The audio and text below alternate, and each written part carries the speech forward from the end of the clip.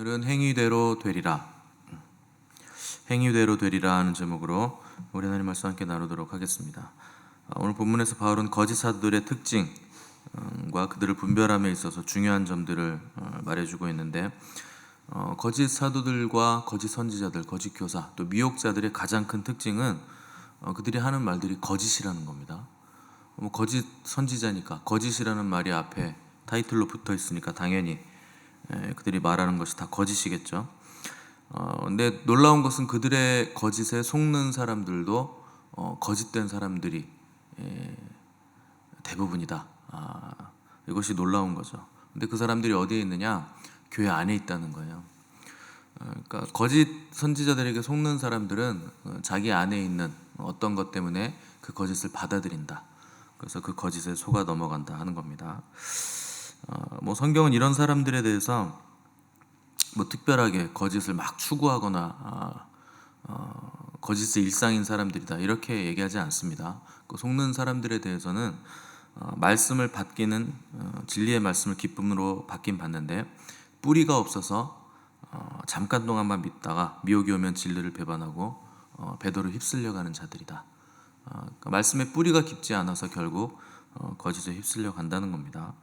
그래서 우리가 유다서를 살폈는데 유다서에서는 이런 사람들을 뿌리까지 뽑힌 열매 없는 가을 나무다 이렇게 기록을 했습니다.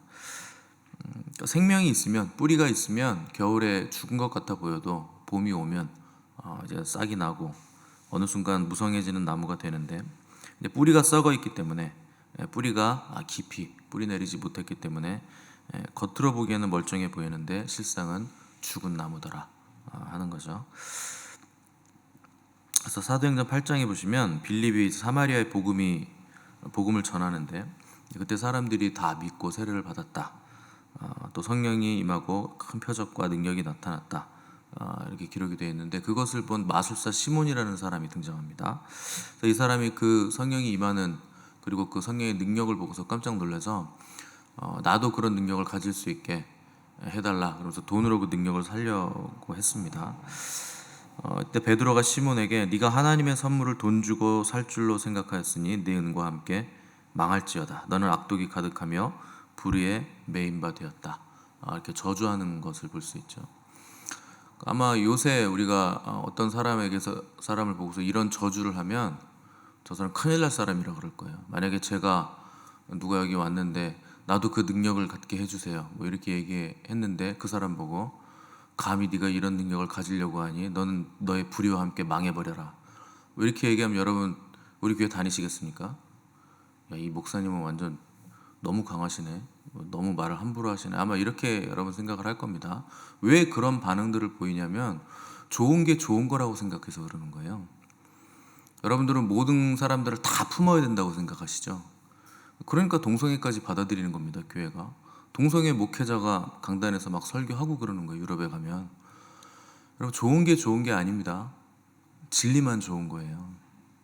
진리 아닌 것들을 다 품고 받아들이는 게 그게 선한 거라고 생각하는데 그게 왜곡된 진리입니다. 진리는 타협이 없어요. 그러니까 베드로가 이 마술사 시몬을 보면서 영 분별을 했다는 겁니다. 그가 가진 영이 올바른 영이 아니다, 마귀의 영이다 하는 걸 분별을 했다는 거죠. 왜 좋은 게 좋은 거라고 생각합니까? 영분별이 안 되니까 그러죠. 영분별 쉬운 거예요. 내가 하나님하고 친하면 하나님 아닌 거 다 분별되는 겁니다. 누가 내 친구 욕하는데 내가 그 친구랑 내가 친한데 내 친구 그렇게 막 욕하면 여러분 가만히 있겠습니까? 그 친구 그런 친구 아니다, 변호하겠죠. 왜냐면 내가 잘 아니까. 여러분 영분별이라는 건 하나님하고의 관계성 문제입니다. 관계가 깊으면 분별이 되는 것이고 관계가 옅으면 아리까리한 거죠. 그 당시에 마술이라는 거, 마술사 시몬이라는 사람이 마술을 썼는데 우리가 요새 보는 것처럼 무슨 과학적으로 뭘 이렇게 트릭을 써가지고 쇼를 하는 게 아닙니다. 사탄의 힘을 빌려서 특별한 기적도 일으키고 또 점괘도 보고 이렇게 술수들을 행하기도 했던 영매들을 그 당시에 마술사라고 부르는 거죠. 이게 하나님 앞에서는 굉장히 가증한 행위죠. 마귀의 능력이기 때문에. 그래서 그걸 분별을 했다는 겁니다. 오늘날에도 우리가 영분별이 안 되는 사람들 보면 그 마귀하고 접촉하는 걸 굉장히 아무렇지도 않게 여깁니다. 그래서 요가 배우시는 분들이 참 많은데 그 크리스찬들도 요가 배운다고 하면 참 답답합니다. 그게 동작 하나하나마다 인도에 있는 귀신들, 그 신들을 이렇게 불러가지고 내 몸으로 그들과 접촉하는 동작이에요. 모든 동작에 영적인 의미가 있습니다. 요가에는 어떤 건 뱀이고 뭐 어떤 건 뭐 코끼리고 뭐 그렇게 그 신들하고 이렇게 접촉을 하는 건데, 건강에 좋다고 요가를 배우러 다니는 그리스도인들 많습니다. 그 영분별이 안 되는 거예요. 또 뭐 점을 보러 다니시기도 하고 사주팔자 보시기도 하고, 그렇게 그 목사니까 뭐 결혼식 이제 중요한 성도들의 행사가 되는데, 어떤 날 보면 뭐 이렇게 결혼이 많습니다. 어떤 날 보면 결혼이 또 없는 때도 있고. 그 왜 그러냐면 뭐 있는 날이라고, 손 있는 날? 맞아요? 아무튼 뭐가 결혼하면 좋은 날, 결혼하기에 좋은 날, 결혼하면 안 되는 날, 뭐 이런 날이 있다는 거죠.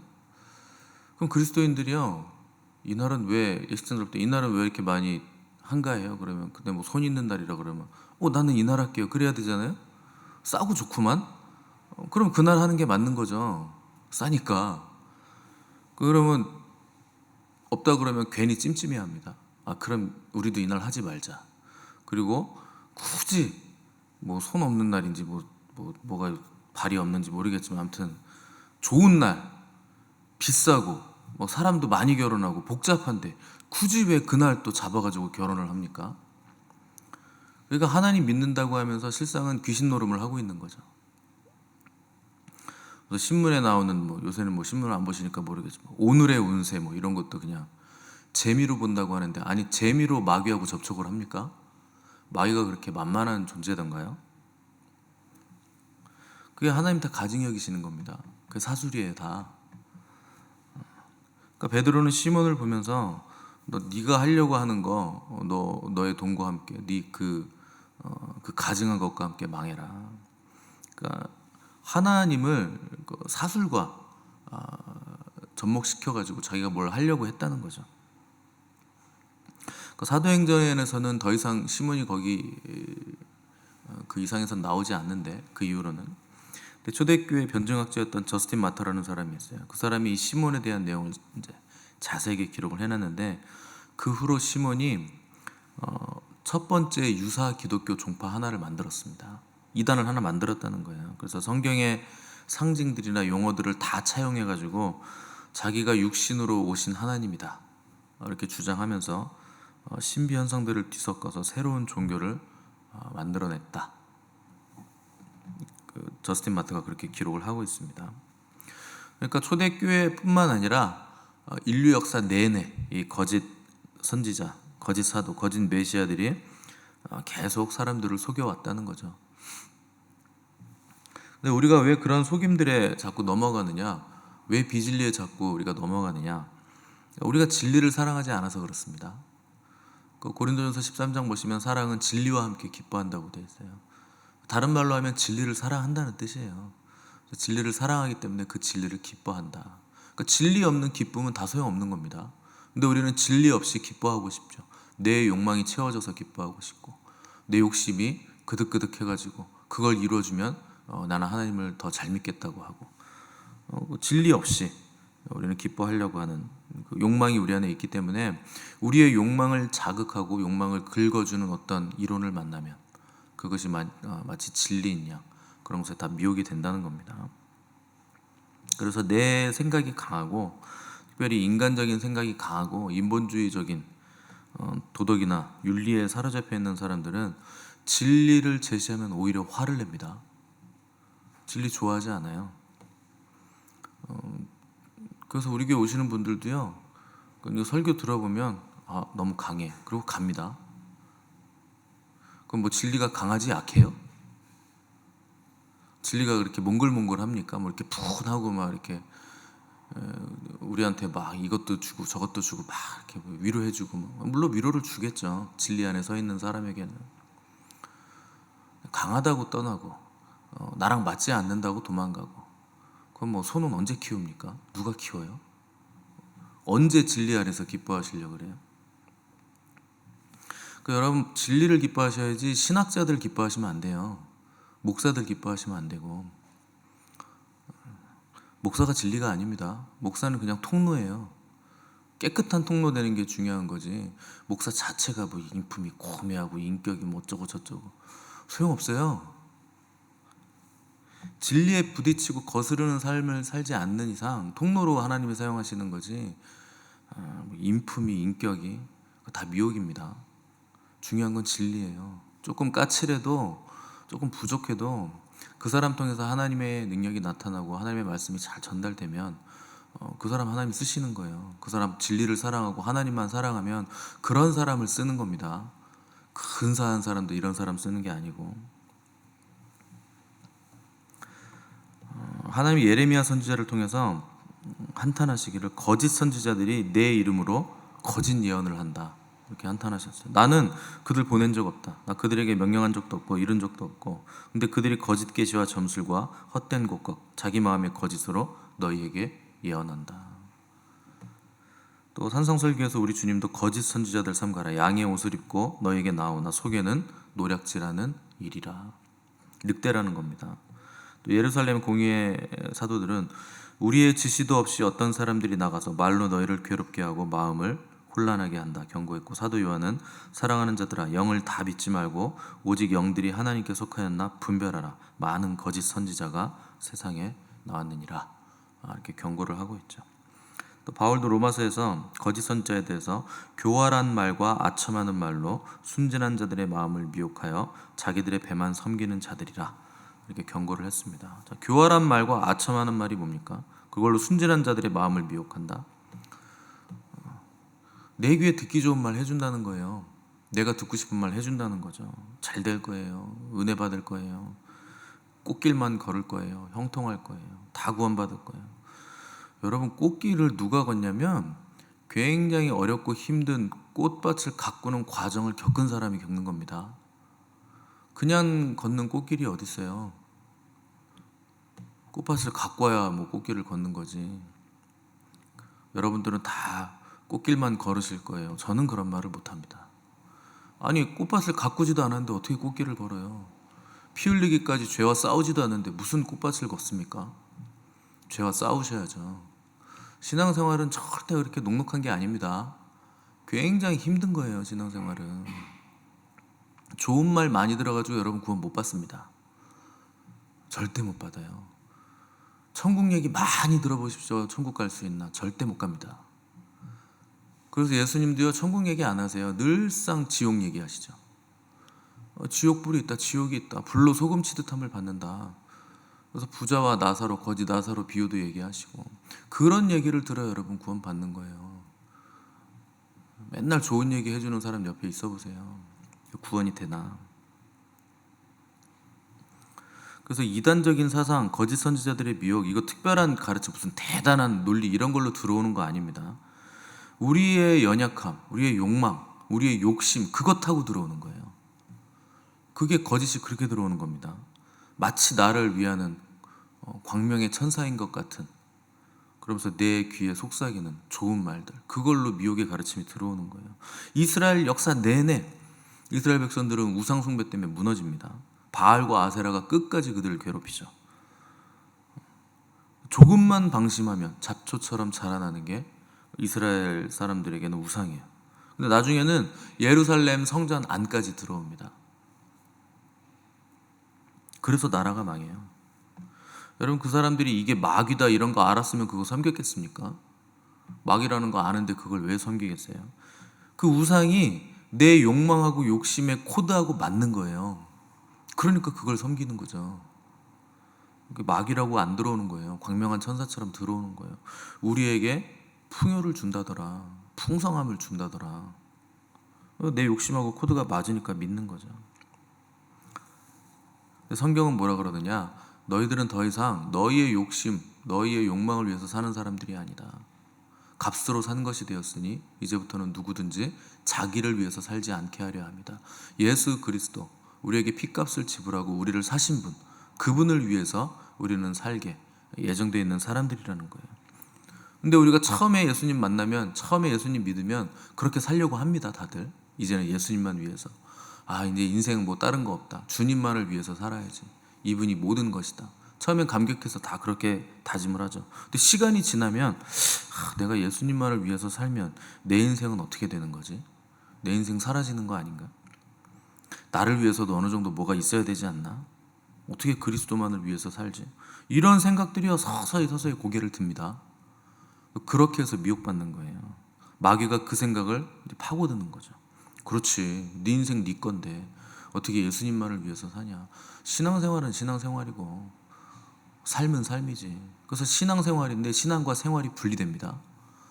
신앙은 교회 와서만 신앙, 문 박차고 나가면 그때부터 그냥 생활, 이렇게 이분법적으로 사는 거죠. 그게 결국 유혹이 되고 미혹이 돼서 치명적인 배교까지 간다. 그러니까 모든 교단들이 다 배도했거든요. 근데 목사님들이요, 교단에서 나올 생각을 안 합니다. 아니, 배도한 교단인데, 카톨릭과 연합하는데 왜 교단에서 안 나옵니까? 하나님은 내 백성아 거기에서 나올지어다, 거기서 나와서 그들이 받을 저주와 멸망에서 피할지어다, 분명히 그렇게 말씀하시는데, 그 바울 사도도 먼저 배도하는 일이 있다고 했는데, 눈앞에서 그런 일이 벌어졌는데도 안 나와요.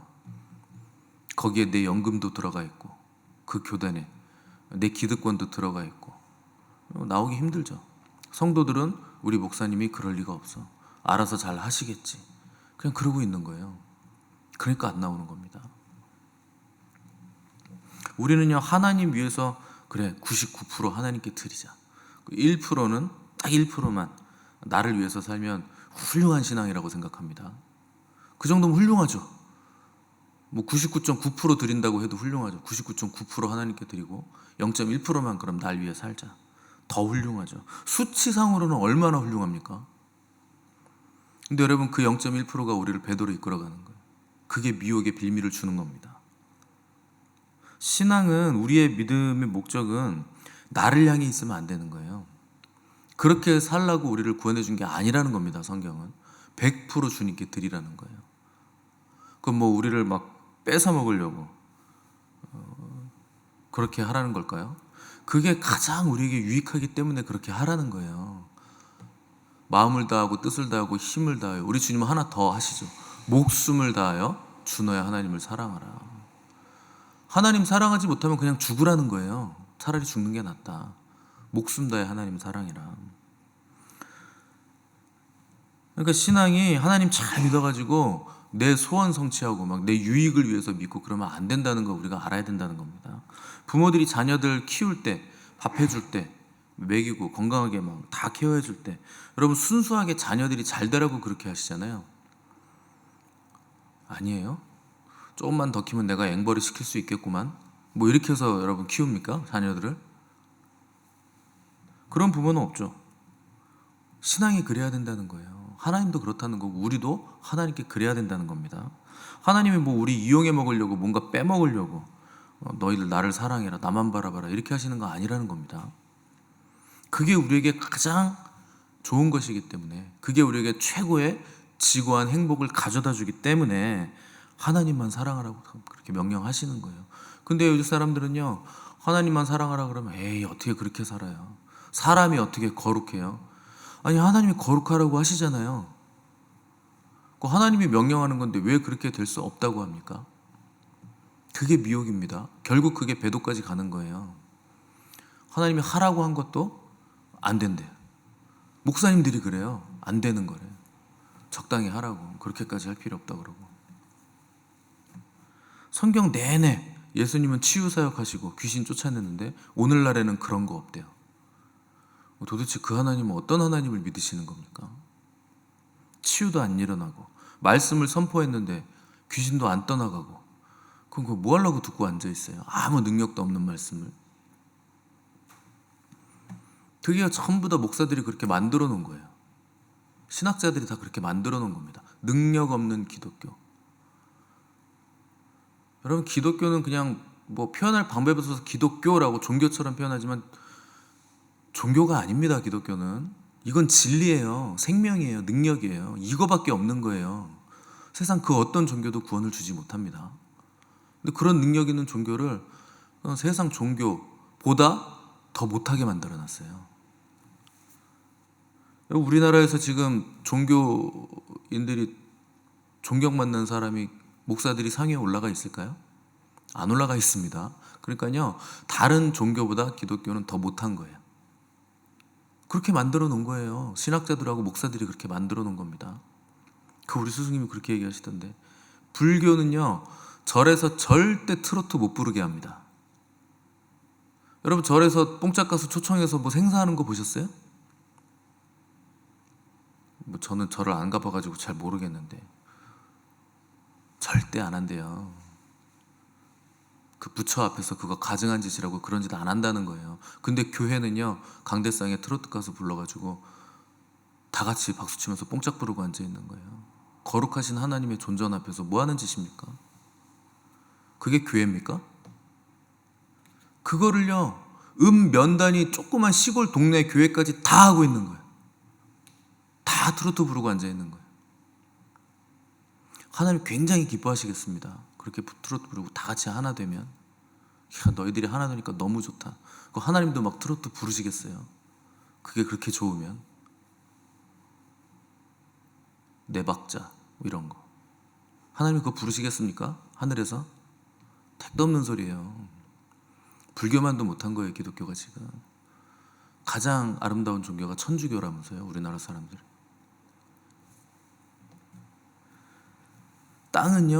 땅의 아이디어는요, 항상 혼돈하고 공허하고 흑암이 깊음 위에 있는 겁니다. 그게 땅이에요. 땅은 혼돈하고 공허하고 흑암이 깊음 위에 있고, 그런데 거기에 하나님의 말씀이 떨어질 때 그때 창조의 능력이 일어나는 거예요. 그때 생명이 생겨나는 거예요. 그러니까 우리가 뭘 붙잡아야 되겠습니까? 진리의 말씀을 붙잡아야죠. 내 욕심 붙잡고 내 욕만 붙잡고 그거 붙잡으면 안 되고, 하나님 말씀 붙잡는 게 생명이 나타나는 가장 좋은 길이라는 거죠. 시편 119편 163절에 나는 거짓을 미워하며 싫어하고 주의 율법을 사랑하나이다. 거짓과 세상, 나는 거짓을 미워하고 싫어한다. 그런데 주의 율법을 사랑한다. 주의 율법 사랑하는 사람은요, 거짓 미워한다는 거예요. 당연히 미혹받을 일이 없다는 겁니다. 왜 그럴까요? 하나님이 거짓을 미워하고 싫어하시기 때문에. 주의 율법을 사랑하는 자들은 당연히 하나님 미워하는 거, 싫어하는 거 나도 미워하고 싫어합니다. 그래서 15절에서 바울은 그들의 마지막은 그 행위대로 되리라 기록을 했습니다. 이 미혹자들, 거짓에 삼킴받은 자들의 마지막은 정해져 있다는 겁니다. 가장 따뜻한 지옥 아랫목으로 모십니다. 미혹자들을. 그래서 가룟 유다는 진리를 판 후에 목을 메어서 창자가 흘러나와 죽어버려요. 그들의 마지막은 다 이런 거예요. 그래서 바울이 갈라디아서 5장 10절에서 너희를 요동하게 하는 자는 누구든지 심판을 받으리라. 그래서 그들이 우리를 어떻게 요동하게 합니까? 우리의 욕망, 우리의 욕심, 그걸 가지고 우리를 자극하죠. 그래서 여러분, 말씀만 붙드셔야 되는 거예요. 주님만 붙드셔야 되는 거예요. 주님 안에 능력도 있고 생명도 있고 말씀도 있고 온 우주 만물의 경륜이 다 주님 안에 들어있습니다. 그래서 주님이 오시면 우주가 다 온 거예요. 다른 거 여러분 요구할 것도 없어요.